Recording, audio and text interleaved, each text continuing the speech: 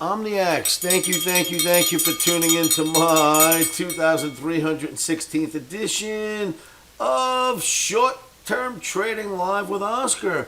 I know I keep promising I'm going to get in front of my cameras, but truly I've got house guests in town and, I've been giving them a lot of my time, and I just don't have the time to get in front of the camera this evening, and I think market's going to move quickly.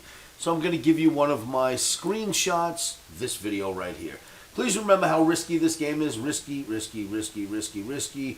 Options, futures, you name it. Never trade without stops. Place stops first. Place stops always. Never trade without them.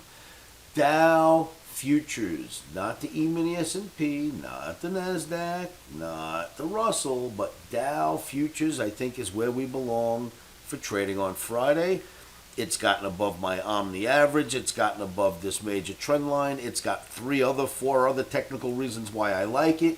And the trade setup allows me to get in a prettier fashion than even the S&P, NASDAQ, or Russell is setting up for trading on Friday. So this video is for trading on Friday, 09/24/2021.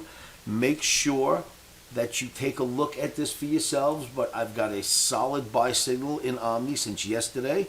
So Thursday, solid buy signal. Friday, solid buy signal. And we will be looking to buy the dips in the YM if we can get a fill. Traders, thank you so much for tuning in. Next week, I'll be back to normal. I'll be able to put out my regular videos. So I thought I would at least keep you apprised of what I think is going on each evening with these desktop shoots. Thank you for tuning in. Join me at livewithoscar.com. Remember, share, like, post these videos, try to get people to figure out who we are here, and make sure you subscribe.